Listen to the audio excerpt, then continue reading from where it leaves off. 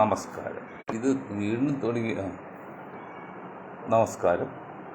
ഞാൻ മൊയ്തീൻ ഷാ വിഷനിലേക്ക് എല്ലാവർക്കും സ്വാഗതം. ബഹുമാന്യ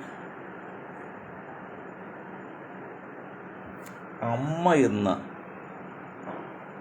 സിനിമ തൊഴിലാളികളുടെ അല്ലെങ്കിൽ അഭിനേതാക്കളുടെ സംഘടനയിൽ നിന്ന് ഭാരവാഹികൾ ഉൾപ്പെടെ കമ്മിറ്റി മെമ്പർ രാജിവെച്ചു. സിനിമ ഒരു മായാജാലമാണ്. ജീവിത യാഥാർത്ഥ്യ ഒരു ബന്ധമില്ല. അതാണ് നാടകീയ മുഹൂർത്തം എന്ന് പറയുന്നത്. സിനിമയിൽ അവർ അഭിനയിക്കുമ്പോൾ കഥാപാത്രങ്ങൾ എത്ര മാന്യമായിട്ടും എത്ര സ്നേഹത്തിലും പക്ഷേ രണ്ട് നടികൾ ഒരു കാറിൽ കയറില്ല.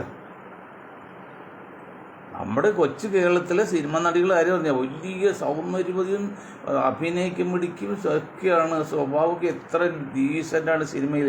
പക്ഷേ രണ്ട് നടികൾ ഒരു കാറിൽ കയറില്ല. അവർ ഈഗോ, അതാണ് സംസ്കാരം.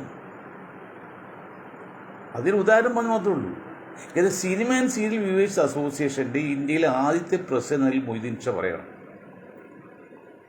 ഞാൻ ഈ സിനിമയെ വികസിപ്പിക്കാനോ പ്രോത്സാഹിപ്പിക്കാനോ അല്ല, അല്ലെങ്കിൽ അതിൽ ആളായിട്ട് മുസ്ലിമായി ഞാനത് ആളാകാനോ അല്ല. പക്ഷേ ഏറ്റവും വലിയ പ്രചരണ ആയുധമാണ്, പ്രചരണ മാധ്യമമാണ്, മീഡിയയാണ് സിനിമ. അപ്പോൾ അതിൽ നമ്മൾ ശ്രദ്ധിച്ചില്ലെങ്കിൽ വലിയ ആപത്ത് പറ്റും, നമുക്ക് ചില കാര്യം പറയാൻ പറ്റുമല്ലോ. അതൊക്കെ ഞാൻ പലപ്പോഴും പറഞ്ഞിട്ടുണ്ട്. അപ്പോൾ പകരം വച്ച് രണ്ടുപേര് എന്നറിയോ, ഒന്ന് പിഷാരടി, ഒന്ന് ഗണേഷ് കുമാർ. ഗണേഷ് കുമാറിൻ്റെ അത്രയും ഗണേഷ് കുമാറിൻ്റെ അത്രയും വികലമായ വൃത്തികെട്ട കൾച്ചർലെസ്സായ വ്യക്തിത്വങ്ങൾ കേരളത്തിൽ വരെ ഇല്ലെന്ന് വേണമെങ്കിൽ പറയാം. അല്ല, രണ്ടുപേരും ഒരാൾ നിന്നല്ല, ഒരാൾ നിന്ന് തോറ്റുപോയില്ലേ. പണം കിട്ടി, രക്തം വിറ്റ് പോലും പണം ഉണ്ടാക്കി ടിക്കറ്റ് കണ്ട് അതിൽ നിന്ന് ഷെയർ കിട്ടിയാണ് ഇമാരൊക്കെ വലിയ ആളാകുന്നത്. അതാണ് പ്രേം നസീർ പറഞ്ഞത്, ആര് കാണാനും പുള്ളി സമ്മതിക്കൂ. ഒരു വൃത്തിഹീനായി വന്ന ഒരാൾ കടത്തി വിട്ടില്ല. അന്വേഷിച്ച കാര്യം അയാൾ പറഞ്ഞ് ഇയാളെ പോലെ ആൾക്കാർ രക്തം വിറ്റ് കാശ് വാങ്ങിച്ചാണ് സിനിമ, ഞാൻ അവർ സിനിമ കാണുന്നത്, അങ്ങനെ എന്നെ പടക്കാനാക്കിയതും എന്നെ വലിയ ആളാക്കിയത്. അത് വരാൻ പറഞ്ഞ് അത് പോയി. ഇന്നത്തെ സിനിമ നടന്മാരോ നടികളോ എന്താണ് ഒരു മോറൽ വശം ഇത്രയും മോശമായി? അത് സിനിമ ലോകത്ത് തന്നെ സിനിമ അഭിനേതാക്കളും പിന്നെ അതായിട്ട് ബന്ധപ്പെട്ട എല്ലാം 100%. ഇപ്പോൾ ഞാൻ പറയുള്ളൂ, ഏറ്റവും വലിയ ദൈവം എന്ന് പറഞ്ഞത് പ്രേം നസീറാണ്. ആ പ്രേം നസീർ പോലും സ്ത്രീ വിഷയത്തിലുള്ള മാന്യത എല്ലാവർക്കും അറിയാം, ഞാനൊന്നും പറയുന്നില്ല. അതിനൊക്കെ വലിയ നേതാവ് ഇനി വരാനില്ല ഒരു സിനിമ. അപ്പോൾ 100% സിനിമയായിട്ട് ബന്ധപ്പെട്ടവരിൽ മോറൽ വശം, പ്രത്യേക സ്ത്രീ വിഷയത്തിൽ വീക്ക്നെസ്. മറിച്ചുകൊണ്ട് സ്ത്രീ വിഷയത്തിൽ പുരുഷൻ വീക്കറായ പിന്നെ സ്ത്രീ വീക്ക്നെസ് ആവുമല്ലോ. അതുകൊണ്ട് അപ്പം മോഡലും മാതൃകയും സത്യം ഒന്നും പറയണ്ട. നിങ്ങൾക്ക് കക്കുന്നതിനും നിങ്ങൾക്ക് സമ്പാദിക്കുന്നതിനും ഒരു മറ മാത്രമാണ് സിനിമ അഭിനയവും സിനിമയും ഈ അമ്മ എന്ന സംഘടന ഭാരവാഹിത്വമൊക്കെ.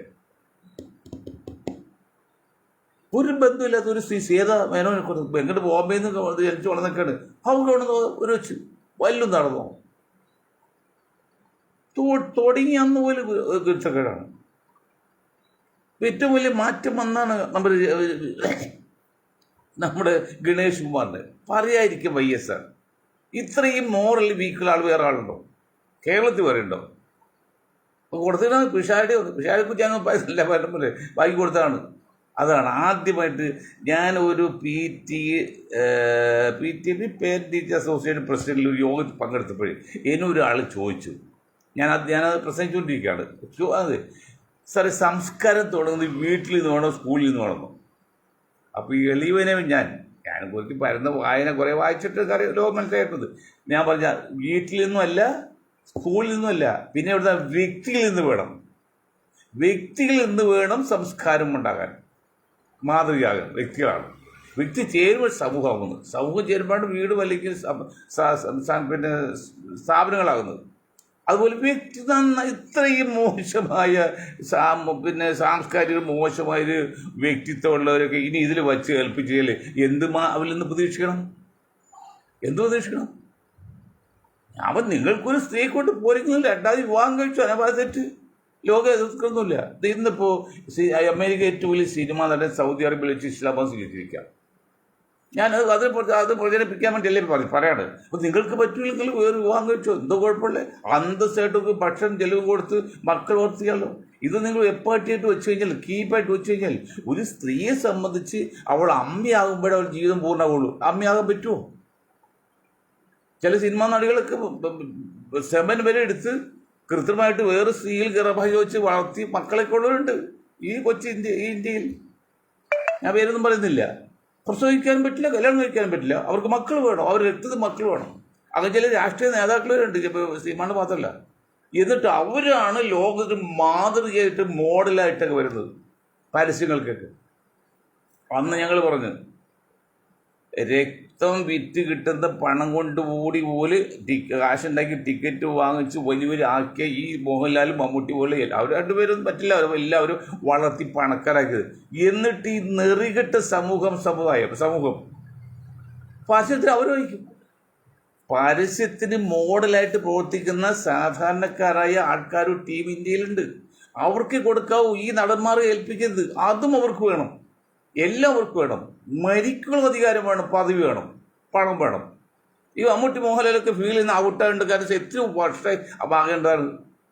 അവർ ഇപ്പോഴത്തെ ഇത് ഇല്ലാത്ത അവർക്ക് വേണ്ടി ചില കഥാപാത്രങ്ങൾ ഉണ്ടാക്കുകയാണ് അവർക്ക് വേണ്ടി. പണ്ട് പ്രേംനസീറിൻ്റെ ഇതുപോലെ MGR കൊടുത്തല്ലേ, നമ്പ്യാർക്ക് കൊടുത്തപോലെ.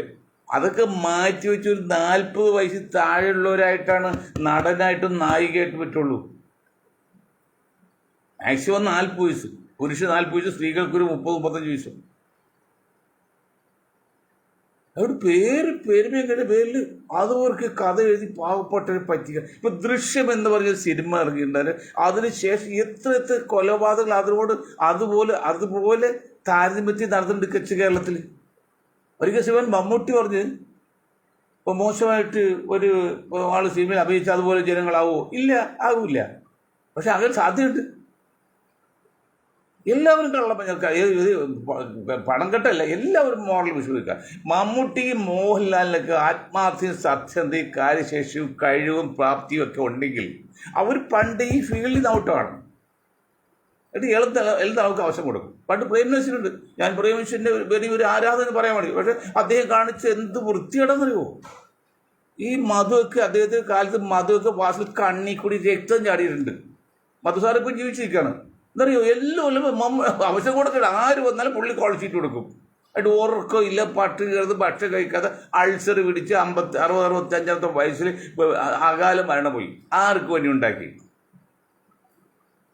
അതായത് ജയൻ മരിച്ചപ്പോൾ ജയന്റെ മൃതദേഹം കൊണ്ടുവരാൻ വേണ്ടി ആൾക്കാർ പണത്തിന് വേണ്ടി കഷ്ടപ്പെട്ട സമയത്ത്, അല്ല ഇപ്പോൾ കണത്തിലുണ്ടാക്കാൻ ബുദ്ധിമുട്ടുന്ന സമയത്ത് ഷാനവാസ് നസീർ വിളിച്ചു പറഞ്ഞ്. അപ്പോൾ നസീർ പറഞ്ഞ് വീട്ടിൽ നിന്ന് പണം എടുത്തോ, പോരെങ്കിൽ ബാങ്കിൽ എടുത്തോ, എത്രയും പെട്ടെന്ന് ജയന്റെ മൃതദേഹം കേരളത്തിൽ എൻ്റെ മുമ്പിൽ എത്തിക്കണമെന്ന് പറഞ്ഞു. പുള്ളി എന്നിട്ട് വേണ്ടത്തായത് അങ്ങനെ ചെയ്ത്.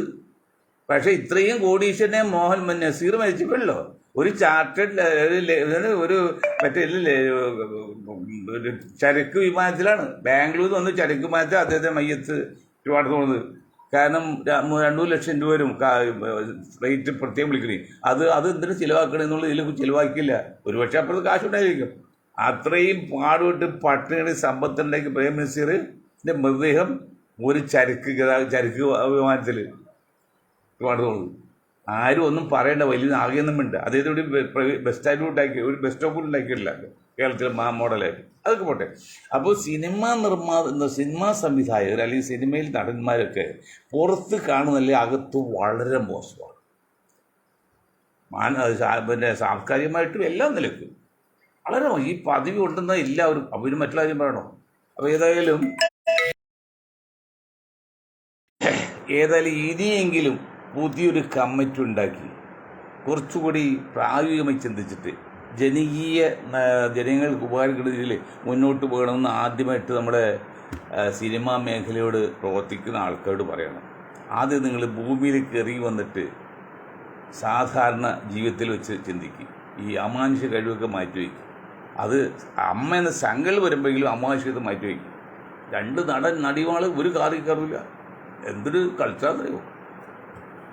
അതിൻ്റെ ഉള്ളിലൊക്കെ പെട്ട് പ്രേംനസീറൊക്കെ വളരെ കഷ്ടപ്പെട്ടിട്ടുണ്ട്. അതൊക്കെ ചരിത്രം കഴിഞ്ഞ സംഭവം ഞാൻ അത് ആവർത്തിക്കുന്നില്ല. ഓക്കെ. മറ്റൊന്ന്, ഇപ്പം നമ്മുടെ ഗവൺമെൻറ് ഞാൻ പറയാം, UDF ഗവൺമെൻറ് നമ്മുടെ ഗവൺമെൻറ് ഞാൻ പറയുന്നത്, ഞങ്ങളതിൻ്റെ ഭാഗമായത്. നമ്മുടെ മുഖ്യമന്ത്രി 100 കോടി രൂപ ഈ സിനിമയുടെ വികസനം വേണ്ടി കൊച്ചിയിൽ ഒരു സ്ഥാപനം തുടങ്ങാൻ പ്ലാൻ ഇട്ടു.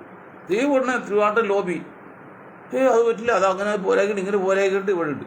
എടോ, ഹൈദരാബാദിൽ പേര് കേട്ട് ഒരു ഇതുണ്ടല്ലോ, അത് എത്ര 5000-10,000 ഏക്കറിലൊക്കെയാണ്, ഒരു സ്വകാര്യ സ്ഥാപനം, അത് സർക്കാരിൻ്റെ, ഇത് സർക്കാരിൻ്റെയാണ്.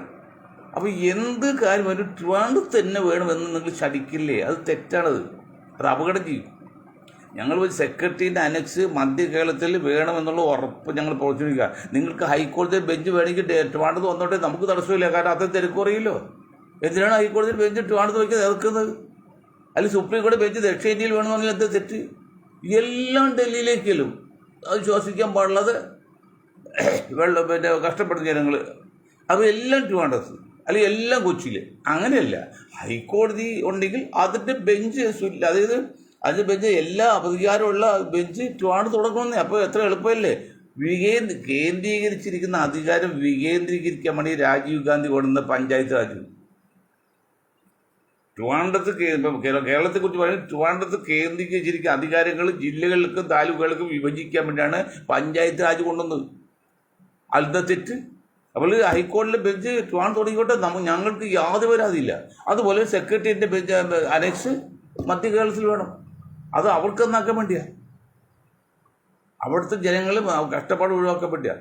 ഇപ്പം നമ്മൾ ഇപ്പോൾ അവിടുത്തെ ഉദ്യോഗസ്ഥന്മാരിൽ നല്ലൊരു ശതമാനം അനുകൂലമാണ്, കാരണം അവർക്ക് എറണാകുളം മൂലം വടക്കോട്ടുള്ള ആൾക്കാരുണ്ട്, നല്ല ശതമാനം, അവർക്കെല്ലാം എളുപ്പമുണ്ടല്ലോ.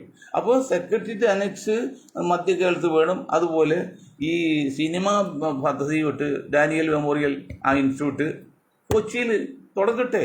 കൊച്ചി എന്ന് ഉദ്ദേശിച്ചപ്പോൾ എറണാകുളമല്ല, അവിടെ അങ്ങോട്ട് മാറിയാണ്. അതിൽ പിന്നെ ഇപ്പോൾ ഓരോ ഡിമാൻഡ് വെച്ച് മാറ്റരുത്, എന്ത് വന്നാലും അങ്ങനെ വേണം, അത് ശരിയല്ല.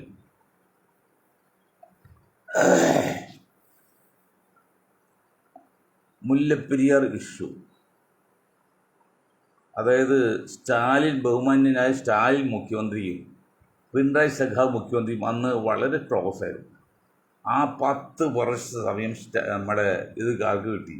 പിണറായിക്ക് കിട്ടി. ഏതാണ്ട് അത്ര തന്നെ വർഷം സ്റ്റാലിനും കിട്ടി തമിഴ്നാട്ടിൽ.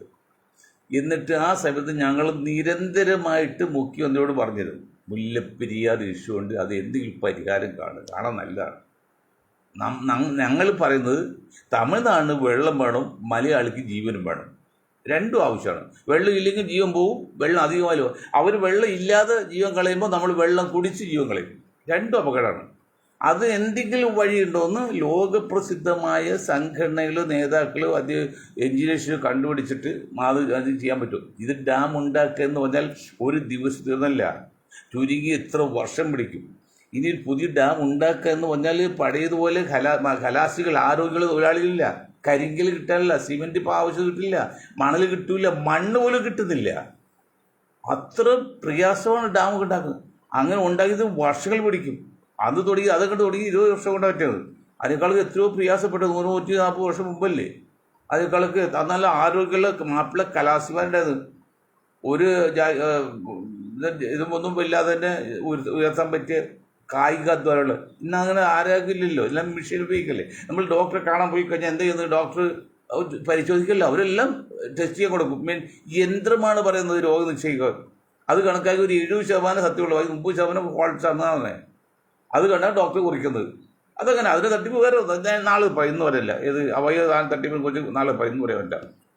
അപ്പോൾ പറഞ്ഞു വരുന്നത്, ഇങ്ങനെ മുല്ലപ്പെരിയാർ ഇഷ്യൂവിനെ കാലത്ത് തമിഴ്നാട് മുഖ്യമന്ത്രി പറഞ്ഞു ഞങ്ങൾ സമ്മതിക്കില്ല. മലയാളികളായ നമ്മൾ പറയുന്നത് തമിഴ് മക്കൾക്ക് വെള്ളവും മലയാളി മക്കളുടെ ജീവനും സംരക്ഷിക്കാൻ എന്തെങ്കിലും മാർഗമുണ്ടോ? ഇതൊക്കെ ചിന്തിച്ച് വന്നാലും അതൊന്നൊരു മാർഗമില്ല. കാരണം ഭൂകമ്പ മേഖലയാണ് മുല്ലപ്പെരിയാർ ഇരിക്കുന്നത്.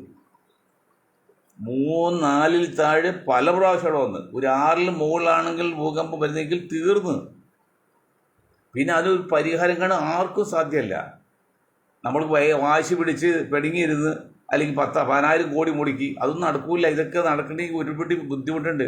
കാരണം ഒരു ഡാം പണിതാൽ തന്നെയും ഒരു 50 വർഷം ആയുസാണ്. ഈ വിഷയങ്ങൾ വീണ്ടും ആവർത്തിക്കും.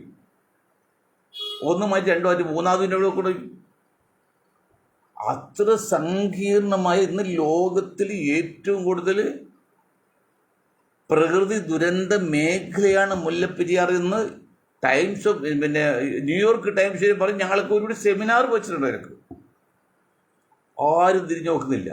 ചിലർക്ക് കാര്യം ട്രിവാൻഡ്രത്തുള്ളവർക്ക് തോന്നും എന്താണ് ഇപ്പോൾ നമ്മൾ അത് കൊച്ചിയിലല്ലേ, അല്ലെങ്കിൽ ഡൽഹിക്ക് പ്രധാനമന്ത്രി തോന്നും ഞങ്ങൾ ഡൽഹിയിലല്ലേ. ഞാൻ ചോദിക്കട്ടെ, പ്രധാനമന്ത്രി വിസിറ്റിങ്ങിന് വേണ്ടിയാണ് കേരളത്തിൽ വരുന്ന വെച്ച് അതിലാണ് വിമാനത്തിൽ പോയാലും അപകടം വരും. അത്ര കണ്ട അപകടം വരുന്നത്. ഹെലികോപ്റ്ററിൽ പോകുന്നെങ്കിൽ ആ സമയത്താണ് ഞാൻ സുരക്ഷ കിട്ടുമോ?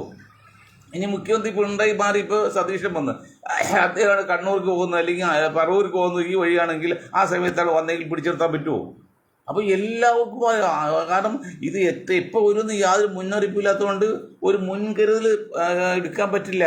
ഒരു പരിഹാരമല്ല കാണുന്ന ഒരു പരിഹാരം അല്ലെങ്കിൽ പിന്നെ ചെയ്യുന്ന ഒരു താൽക്കാലിക ആശ്വാസം മാത്രമേ കാണാൻ പറ്റുള്ളൂ. അല്ല പരിഹാരം കാണില്ല. അതൊന്നും ചിന്തിക്കണില്ല. നീണ്ട 10 വർഷം കളഞ്ഞ് നമ്മുടെ അന്ന് മുഖ്യമന്ത്രി നമ്മൾ പിണറായി സഖാവും സ്റ്റാലിൻ തമ്മിൽ ബന്ധം എന്തെങ്കിലും പരിഹാരം ഒന്നും പോട്ടെ. അതായത് ഗവൺമെൻറ് ഓഫ് ഇന്ത്യയും സംസ്ഥാന ഗവൺമെൻറ്റും ഏതെങ്കിലും കഴിവുള്ള വിദേശ ഏജൻസി കൊടുക്കാൻ ഡാം സൈഡിൽ മിടുക്കൽ ഇന്ത്യയിൽ എൻജിനീയേഴ്സ് ഇല്ല. അതാണ് നമ്മൾ ഇവിടെ ഈ ഒരു കാനഡയിൽ നിന്നൊക്കെ ഇവിടെ വന്ന് തുടങ്ങിയതൊക്കെ. അതിന് തെറ്റാണ്. മുല്ലപ്പെരിയാർ പോലതിനേക്കാൾ ഒരു വലിയ എന്താണ് നമ്മുടെ ഇടുക്കി ഡാം. ഇത്രയും വലിയ ഡാം പണിയാൻ പാടുള്ള കേരളത്തെ പോലെ ചെറിയ സംസ്ഥാനത്തിലും എന്നിട്ട് അത് പണിത് അത് വലിയ മറ്റൊരു ബോംബാണ്. അത് ഞാൻ ഇപ്പോൾ പറയുന്നില്ല. അപ്പം ആരും വിദേശത്ത് ബുദ്ധിയുള്ള ഏതെങ്കിലും എഞ്ചിനീയേഴ്സ് ശാസ്ത്രജ്ഞരെ കൊണ്ട് ഒരു സ്റ്റഡി ചെയ്യണം, ഒരു പഠനം നടത്തണം. എന്തെങ്കിലും സംഭവിച്ചാൽ അല്ലെങ്കിൽ പരിഹാരം ഉണ്ടോ അതനുസരിച്ച് ജനങ്ങൾക്ക് ബോധവാനാക്കി കൊടുക്കണം. ജനങ്ങളെ ഇതൊന്നും ഉണ്ടോ? ഇല്ല. ഭൂകമ്പ മേഖലയാണ്. പണ്ട് കേരളം ഭൂകമ്പ മേഖല അല്ലായിരുന്നു. ഇപ്പം അത് മാറി 2-3 ഗ്രേഡ് വന്ന് നിൽക്കാണ്. ഇടുക്കിയും മുല്ലപ്പെരിയാറും ഒക്കെ അതിൽ പെട്ടെന്ന് ശാസ്ത്രജ്ഞന്മാർ പറഞ്ഞു കഴിഞ്ഞു. അങ്ങനെ നിൽക്കുമ്പോഴാണ് ഇപ്പോൾ മുഖ്യമന്ത്രി പറഞ്ഞു ഞങ്ങൾ സമ്മതിക്കില്ല. അതിൽ വേറൊരു അപകടം കണ്ടില്ല. ഇപ്പോൾ മേക്കട ഡാം പണിയാൻ ഉദ്ദേശിക്കുന്നത് കർണാടക. ബാംഗ്ലൂരിൽ വെള്ളക്ഷാമം മാറ്റാതെ തീർക്കാൻ വേണ്ടി മേക്കട ഡാം പണിയാൻ വേണ്ടി ശ്രമിക്കുകയാണ്. അത് തമിഴ്നാട് സമ്മതിക്കില്ല എന്ന് സമ്മതിക്കില്ല എന്ന് പറയുന്നു. കേരളം അതേസമയത്ത് അവർ പണിയണമെന്ന് തോന്നുന്നു ഇവർ. അപ്പം മേക്കിടാൻ പറഞ്ഞു കഴിഞ്ഞാൽ ഈ വിഷയം ഉണ്ടാവും. തമിഴ്നാട്ടിൽ വെള്ളത്തിന് ബുദ്ധിമുട്ട് വരും. അത് വലിയ സങ്കീർണവും. ഈ വിഷയങ്ങളൊക്കെ വലിയ സങ്കീർണമാണ്. ഇത് സങ്കീർണത മാറ്റണമെങ്കിൽ നിഷ്പക്ഷമതികളായ ദേശീയ നേതാക്കൾ എല്ലാ സംസ്ഥാനവും ഉൾപ്പെടുന്ന ദേശീയ നേതാക്കൾ വെച്ച് ഒരു വിദഗ്ധ കമ്മിറ്റിയുടെ അത് പ്രാവീണ്യമുള്ളതായിരിക്കണം. ഇത് നമ്മുടെ ജസ്റ്റിസ് രാമനോ നായരുണ്ട്. അദ്ദേഹത്തിന് ഡാമിനെ കുറിച്ച് എന്തറിയാം? നിയമത്തെ കുറിച്ച് അറിയാൻ പറയല്ലോ അല്ലേ. അദ്ദേഹം വെച്ച് ഈ ബസ് ചാർജ് വന്നതിന് പുള്ളിയെ വെച്ചു അതിനെക്കുറിച്ച് പഠിക്കാൻ വേണ്ടി. അതൊക്കെ ചെറിയ ചെറിയ കേസാണ്. ഈ ഡാം എന്ന് പറഞ്ഞാൽ അതിസങ്കീർണമാണ്. ചൈനയിൽ ഒരു ഡാം പൊട്ടി എത്ര ലക്ഷം പേര് പോയി, എത്ര അപകടം ഉണ്ടായി. ആ ഒറ്റ ഡാമിനോട് 60ഓളം ഡാം പൊട്ടിപ്പോയി. ഇപ്പം ഇതിന് വേറൊരു വശം പറയുന്നത്, ഒരു ചൈനീസ് ശാസ്ത്രജ്ഞൻ്റെ ഒരു റിപ്പോർട്ടുണ്ട് മാസങ്ങൾക്ക് മുൻപ്. അതിൽ മുല്ലപ്പെരിയാർ തകർന്നാൽ കേരളം അല്ലെങ്കിൽ മധ്യ കേരളം അല്ല പോകുന്നത്, അത് അറബിക്കടലിൽ പോയിട്ട് അതിൻ്റെ ഒരു 100 ഇരട്ടി വലിയ ശക്തിയിൽ തിരിച്ചു വരും. ആ തിരിച്ചു വന്നു കഴിഞ്ഞാൽ ആന്ധ്രാപ്രദേശ്, മഹാരാഷ്ട്ര, കർണാടക, തമിഴ്നാടിൻ്റെ തീരദേശം, ഇതെല്ലാം തീരദേശങ്ങളെല്ലാം വെള്ളപ്പൊക്കം വരും. സർവനാശമായിരിക്കും അത്. നമുക്കൊക്കെ ചിന്തിക്കാൻ പോലും പറ്റില്ല. ഒരല്പം ബുദ്ധി തന്നുപോയി, അല്ലെങ്കിൽ അല്പം ചിന്താശക്തി തന്നുപോയി. മന്ദബുദ്ധി ആയിരിക്കും ഞാനിപ്പോൾ സന്തോഷിച്ചേനെ. മന്ദബുദ്ധി അല്ലെങ്കിൽ അല്പം ബുദ്ധി ദൈവം തന്നുപോയി. ജനങ്ങൾക്ക് പ്രാർത്ഥന കൊണ്ടും. അതുകൊണ്ട് പറയാണ്, കിടന്നാൽ ഉറക്കാൻ പറ്റില്ല, ഭയപ്പെടുത്തരുത്. ചിലർ പറയും ഭയപ്പെടുത്തില്ലേ. അതായത് അത് ഞാൻ ഒരു ചെറിയ ഉദാഹരണം പറയാം. ക്യാൻസർ രോഗം വന്ന രോഗിക്ക് 99.9% അദ്ദേഹം ഒരു 6 മാസം കൂടി ജീവിച്ചിരിക്കില്ല എന്ന് നാട്ടുകാർക്ക് മുഴുവൻ അറിയാം, ഡോക്ടർക്കും അറിയാം, വീട്ടുകാർക്കും അറിയാം. പക്ഷെ അയാൾ മാത്രം അറിയിക്കില്ല. എന്താ പറയുക, അയാൾ അറിയിച്ച ആധികരിച്ച് എത്താലൊന്ന് 6 മാസമാണ് ആകെ ആയുസുള്ളൂ. അതിന് 6 മാസത്തിനുള്ളിൽ മരിക്കും ഉറപ്പുണ്ടെങ്കിൽ 1 മാസം നേരത്തെ മരിച്ചോളൂ, ആകാശം ചൂടുമോ. അയാൾക്ക് എന്തെങ്കിലും ചെയ്യാൻ അന്ത്യാഭിലാഷിയല്ലോ. എൻ്റെ അടുത്തൊരു ഒരാളുണ്ടായിരുന്നു. ആ പുള്ളി മാത്രം അറിഞ്ഞില്ല. ബാക്കി എല്ലാവർക്കും അറിയാം. അവസാനം പെട്ടെന്ന് മരിച്ചു. പുള്ളിക്ക് ഒരു പ്രതീക്ഷ ഉണ്ടെങ്കിലും മരിക്കുന്നത്. അവിടെ അന്ത്യാഭിലാഷവും പറയാൻ പറ്റില്ല, ആൾ മരിച്ചു. അപ്പം അങ്ങനെ വരുമ്പോഴും പറഞ്ഞ അപകടമാണെന്ന് പറയരുത് എന്ന് പറയുന്നുണ്ട്. പക്ഷേ ഇത് അറിഞ്ഞിരിക്കേണ്ടേ, ഇത് മനുഷ്യൻ എന്തെങ്കിലും പരിഹാരം അറിയണ്ടേ? ജീവിച്ചിരിക്കുന്ന മനുഷ്യർക്ക് ഇങ്ങനൊരു സംഭവം ഉണ്ടായാൽ എന്തെങ്കിലും പരിഹരിക്കാൻ മാർഗമുണ്ടോ എന്ന് പറഞ്ഞ് ബോധ്യപ്പെടുത്താൻ. ഇപ്പം എല്ലാവരും വന്നിട്ട് മറ്റേ ഇതില്ല, ഈ റബ്ബറിൻ്റെ ബോട്ട് പോലുള്ള സാധനം അത് വീട്ടിലുണ്ട്. എന്താണ് സുഹൃത്ത് പറഞ്ഞ് ഞങ്ങൾ 2 പേരാണ് ഉള്ളൂ, ഹസ്ബൻഡും വൈഫാണ്, അത് 2 കരുതിയിട്ട്. അതുകൊണ്ട് എന്തൊക്കെ ഇത്രയും ശക്തിയിൽ വരുന്ന ഒരു സമയത്ത് ആ 2 ഈ ലൈഫ് ബോട്ടിനൊക്കെ എന്ത് ചെയ്യാൻ പറ്റും?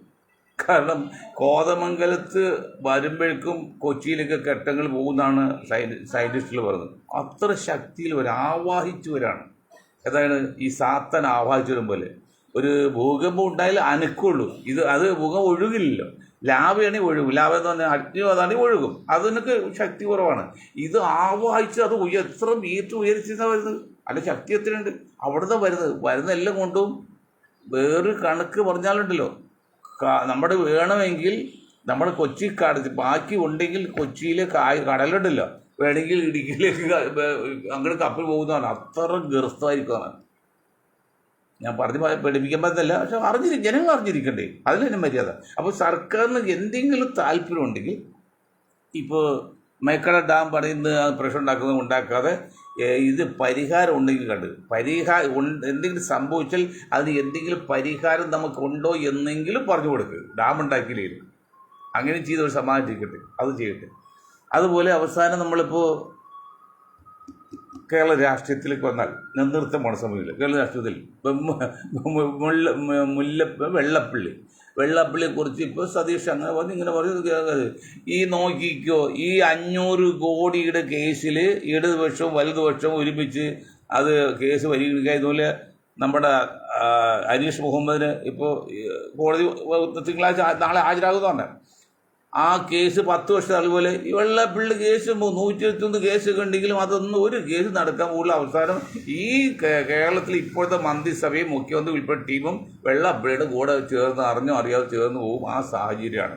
അല്ലെങ്കിൽ ഈ 121 കേസുണ്ടായിക്കാലേ നമ്മുടെ ശാസികാന്തൊക്കെ സ്വാമിയുടെ മരണത്തിൽ സംശയമുള്ള പോലെ അതിലൊക്കെ ഉള്ള പോലെ ഇയാൾക്ക് നമ്മുടെ കേന്ദ്ര ഗവൺമെൻറ് ഏറ്റവും വലിയൊരു അവാർഡ് കൊടുക്കുമോ?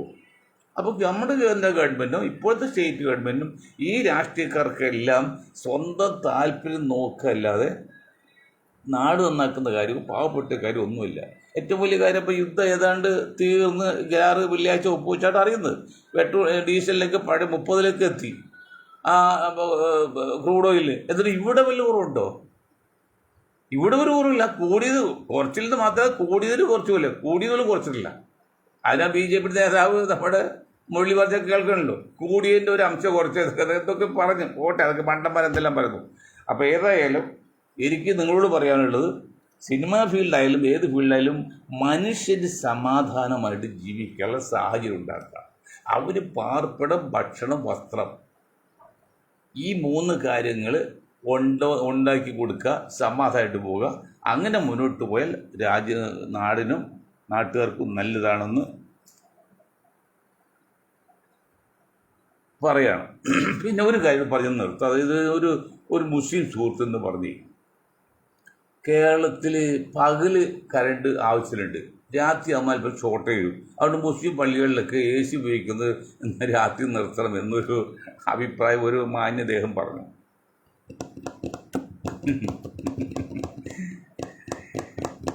അദ്ദേഹത്തിന് ആ സമുദായത്തോട് അത്ര വിശ്വാസമുള്ളൊരു പേരിലായിരിക്കും, ത്യാഗം സഹിക്കാൻ തയ്യാറാണ് എന്ന് മനസ്സിൽ ഉൾക്കൊണ്ടായിരിക്കാം അദ്ദേഹം അത് പറഞ്ഞത്. അങ്ങനെ പറഞ്ഞതിൽ തെറ്റെന്ന് പറയാൻ പറ്റില്ല. അങ്ങനെ ത്യാഗം സഹിക്കണമെങ്കിൽ ഒരു വിഭാഗത്തിൽ മാത്രം പോരാ, എല്ലാവരും ത്യാഗം സഹിക്കണ്ടേ. മുസ്ലിങ്ങൾ മാത്രം ത്യാഗം സഹിച്ചിട്ട് കാര്യമുണ്ടോ? അതും പള്ളികളിൽ AC വളരെ കുറച്ചുള്ളൂ. അതുപോലെ ഈ ഹലാലിന് പകരം നോൺ ഹലാൽ എന്നൊരു കമ്പനിക്ക് പേര് കൊടുത്തിട്ട് അവർ അതിന് ഉണ്ടാക്കേണ്ടത്.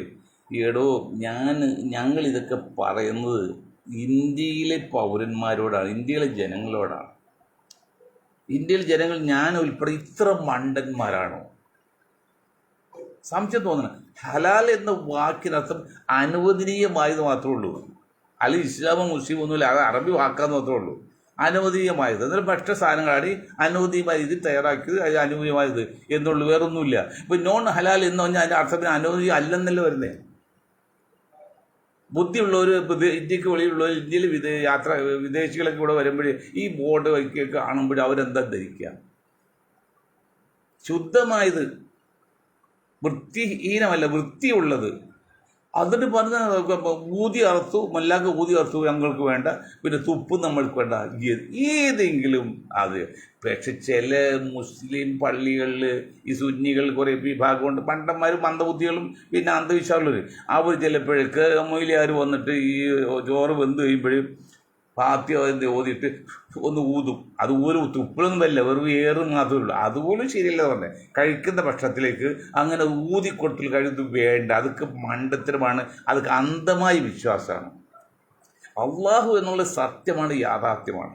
പക്ഷേ ഊതിക്കൊടുക്കുന്ന ഏലിസ് കെട്ടികളൊക്കെ ഇനിയെങ്കിലും മുസ്ലിം സമുദായം ഒന്ന് മാറ്റ്. ഇപ്പോൾ ഇന്ത്യ ലോകത്തിലെ ഏറ്റവും വലിയ, അമേരിക്ക ഏറ്റവും വലിയ സിനിമാ നടൻ, കോടീശ്വരൻ, ലോകത്തിലെ പ്രശസ്ത, അതായത് ഇസ്ലാമം സ്വീകരിച്ച് അവരെ ഇസ്ലാം മതത്തിൻ്റെ കാതലെ വശങ്ങൾ മനസ്സിലാക്കി ചെയ്തതാ, അല്ല വെറുതെ പണത്തിന് പ്രധാനത്തിന് ചെയ്തതല്ല.